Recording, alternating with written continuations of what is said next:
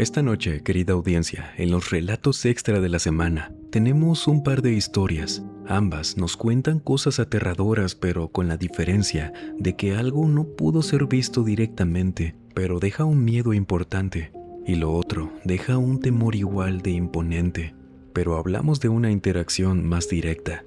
Esto nos enseña ese tipo de contrastes con las historias que nos comparten por aquí, que no importa si vemos algo con nuestros propios ojos o no, podemos llegar a temerle por igual a cierto entorno o situación. Mejor acompáñenos para ilustrarle mejor lo que le comento. Bienvenidas damas, bienvenidos caballeros. Por favor, vamos a aprovechar que ya estamos por aquí y permítame acompañarlos durante cualquier actividad que estén realizando o pónganse cómodos. Vamos a desconectarnos un ratito del estrés y de la prisa del mundo exterior y mejor preparen y acompáñenos con la bebida de su preferencia y Dante Escobedo, quien desde Tamaulipas, México, nos cuenta lo siguiente. Yo creo que tenía unos 20 años apenas, cuando fui a pasar un mes con mis tíos en Texas, principalmente porque no tengo hermanos, y allá vive el único primo de mi edad, ya que los que son de parte de mi madre, que viven aquí, son mayores que yo, por mínimo 10 años. Andaban en otras cosas ya. Entonces, hablándolo con mis papás y mis tíos, me recibieron allá en su casa. Lo que más me gustaba era que mi primo conocía bastantes lugares interesantes. Ellos son de Burnet, y cada día hacíamos algo diferente, aparte de que le prestaban la camioneta y nos íbamos para donde quisiéramos. Entonces, como a la segunda semana de estar allá con él, me dice que tiene un amigo que vivía a las orillas del lago Buchanan. Su familia, aparte, tenía un negocio pequeño de rentas de botes y balsas, y si tenían alguno disponible nos lo podían prestar. No, hombre, pues nos emocionamos con ese plan, ya que él casi nunca iba para allá, no quería manejar solo. Por lo que le llama a este amigo, le contesta y pues acordamos en ir al día siguiente. Condujimos, llegamos a su casa y tanto su amigo como sus papás eran muy amables con nosotros. Él era de la misma edad de mi primo y yo. Nos ofrecieron comer allí, aceptamos, por supuesto, y le ayudamos a su papá a mover unas tablas que nos dijo tenían estorbándole la parte de atrás de ahí de la casa, cerca de donde tenían los botes, por lo que ahí andamos, cargándolas, moviéndolas cerca del paso de la calle, ya que su padre nos dijo que esas tablas se las podía llevar quien sea, quien les encontrara otro uso. Y platicando ahí con ellos, cambiándolas de lugar, noté que había otros tablones que estaban en perfecto estado. Esos no tenían ni un deterioro, y les pregunté, pero justo su papá se había ido a prepararnos un bote. El amigo de mi primo nos dijo que esas tablas eran inservibles aunque pareciera que no, diciendo tal cual que estaban malditas porque ya las habían tocado. Obviamente no le entendí a lo que quiso decirnos y le pregunté que a qué se refería, y su amigo, volteando a ver a su papá, quien estaba muy alejado de nosotros en el muelle, nos empezó a contar que, a veces, en las noches, en ese lago, al menos en la parte de la orilla, sus padres y él habían visto varias veces desde que se mudaron ahí, que salían manos del agua. Nos dijo que las habían visto moviendo las palmas, como si fueran manos de personas que estuvieran pidiendo ayuda, pero no hacían nada de ruido, muy apenas si sonaba el agua moviéndose. Pero desde la primera noche que vieron eso, su padre les dijo que no se acercaran, porque su hijo nos dijo que eran muchas manos. Serían como unas 8 manos en total, ahí amontonadas. Y por eso, al menos en la zona que nos indicó el amigo de mi primo, no dejaban ya los botes, porque en varias ocasiones esas manos habían tocado las orillas. Y por coincidencias, casualidades o lo que fuera, él nos decía que a los días el bote que hubieran tocado fallaba. Fallos mínimos o mayores daba igual, siempre era luego de que los tocaran esas manos. Y las tablas eran unas que usaban para cubrir las orillas del bote, y cuando las ponían, no solo las tocaban las manos, sino que las quitaban y se quedaban ahí flotando. Por eso las sacaron del agua y no las dejaron para que las tomaran. No fuera a ser, nos decía, que algo malo se llevara quien tomara esas tablas. Su papá regresó. Su amigo no nos dijo nada ya. Entendimos que no quería tocar ese tema, con su papá presente no. Y nos subimos al bote, solo nosotros tres. No sabía yo qué pensar por dentro. Era de día. No daba miedo escuchar eso. Era una leyenda para mí. Y como notamos esa incomodidad en su amigo, no le preguntamos nada más. Solo mi primo, quien sí le preguntó que por qué no quería que nos escuchara su papá. Y su amigo nos dijo que porque su padre las ha visto muchísimas veces. Sale a verlas en la noche, cuando se aparecen ahí, y ya se lo ha encontrado parado en la orilla, tomándose alguna bebida, lo que sea, viéndolas. Sin embargo, él no entiende qué hacer para que en caso de que sea de gente que probablemente perdió la vida ahí, pues ya descansen, porque es muy raro ver aquello, nos decía. Cuando estuvimos un buen rato navegando en ese lago, regresamos a la casa de su amigo y estando en su cuarto, nos pidió que lo esperáramos. Luego regresó, cerró su puerta y traía 2 fotos instantáneas. Cuando pasó esto era el año 2000 y las fotos eran del año 98. Y las fotos solo eran de la orilla de uno de los botes de su papá. Las había tomado él. Y eran marcas de manos, muchas. Era como si un montón de gente hubiera tomado el bote con las manos manchadas de lodo. Las fotos eran de 2 ángulos, y la verdad, recordar esa foto sí me da muchos escalofríos. Se veía muy impresionante. Y nos dijo que su padre se obsesionó por un buen tiempo con ese tema, pero nunca encontraron información de nada en especial. Solo de accidentes lamentables hace años, de gente que había fallecido en el lago. Con los vecinos no encontró nada más. Nadie había notado eso nunca, hasta que hablándolo con ellos también se dieron cuenta. Solo que como aquello pasaba más cerca de casa del amigo de mi primo, los demás no estaban tan cerca de aquella manifestación paranormal como sí lo estaban ellos. Y nos regresamos a casa de mi primo. Con los años fui frecuentándolo un poco menos. Crecimos, ya no hablábamos tanto como en ese entonces, y pues ya no supe si realmente eso siguió pasando, si se mudaron de allá o qué. Pero ver las fotos aquella tarde y saber lo que ocurría en ese lago, sí me cambió un poco la perspectiva de los lagos en general. Cuando este tipo de experiencias llevan de por medio cuerpos importantes de agua, ¿para usted le agrega un temor más? En lo personal, a mí sí. De hecho, tenemos un par de recopilaciones ya en el canal de relatos ocurridos en entornos donde haya mucha agua, ríos, playas o mares. No se los pierda, se los dejo justo en el primer comentario. Y ahora, Isaías Prado, desde Córdoba, Argentina, nos cuenta lo siguiente. Fue hace 2 meses desde que les hago llegar mi historia, acabada de ocurrir justamente, que vino una clienta a mi despacho. Sinceramente, me sorprendió su visita porque justamente habíamos cerrado su contrato un mes atrás. Y es que yo me dedico al sector inmobiliario. Le había conseguido un departamento acorde a todo lo que me pidió. Precio, ubicación, espacio, todo le encantó. Ese departamento está ubicado cerca de Ciudad Universitaria. Ella era docente, por lo que verla llegar me decía que algo andaba mal. Y luego de saludarnos, de pedirle que se sentara y todo eso, me comentó que, en efecto, algo andaba mal.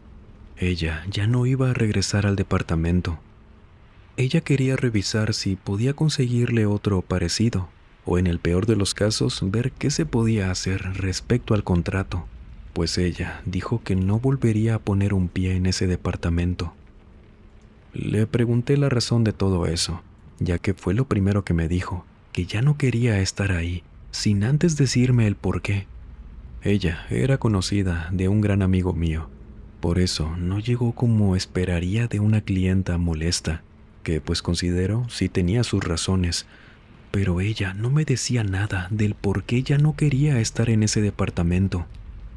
Mientras esperaba a que me dijera, igualmente, me puse a buscar más opciones.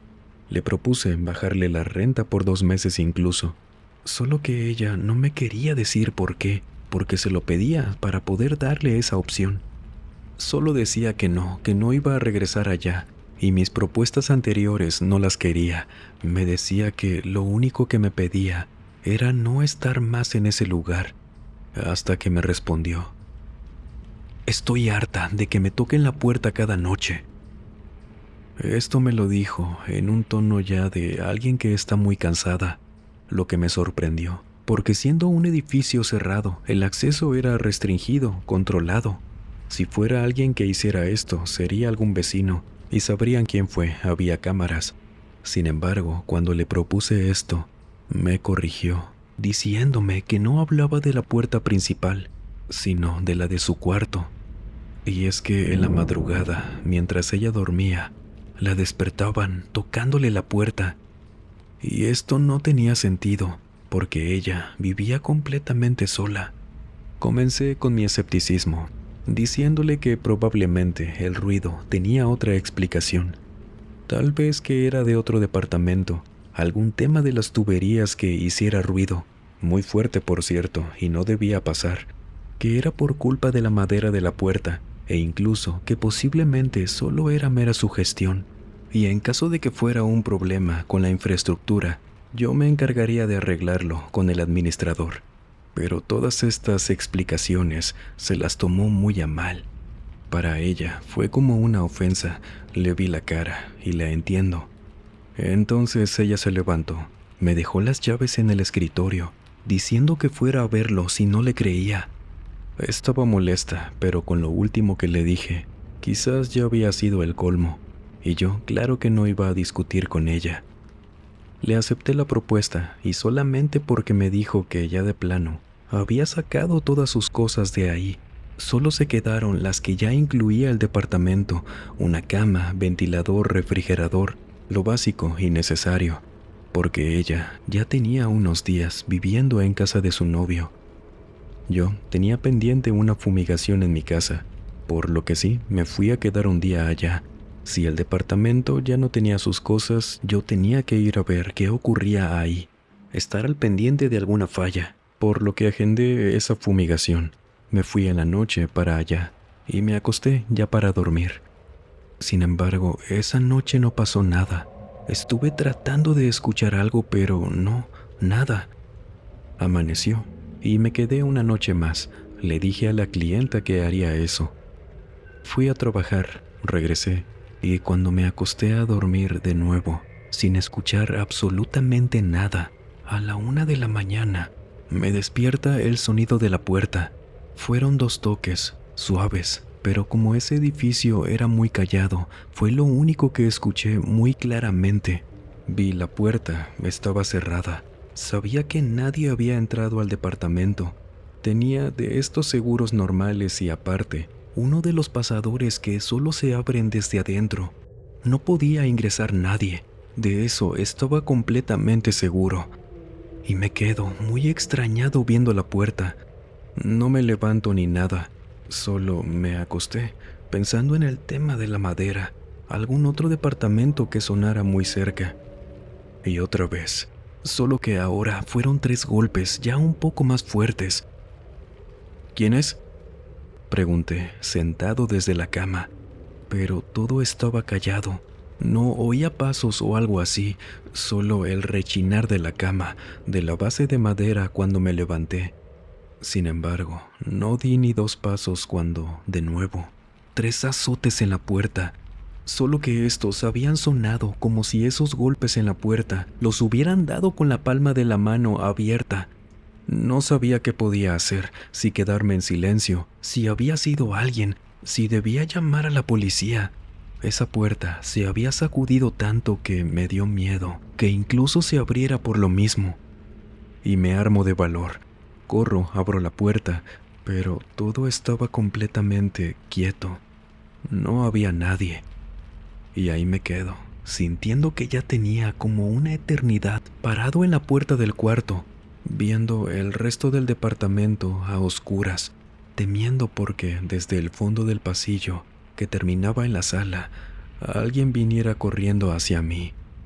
No me atrevía, no sé por qué, a cerrar la puerta del cuarto, pero lo hice. Sin embargo, apenas cerré la puerta, conmigo aún sosteniendo la perilla de la puerta, no solo volví a escuchar esos golpes en la madera, sino que me tembló toda la mano de la perilla por eso. Y por más miedo que estaba sintiendo, volví a abrir, y seguía todo igual, en silencio. No se imaginan, en serio, a pesar de que ahora estaba seguro de que no había nadie detrás de la puerta, cuánto me arrepentí por haber hecho eso.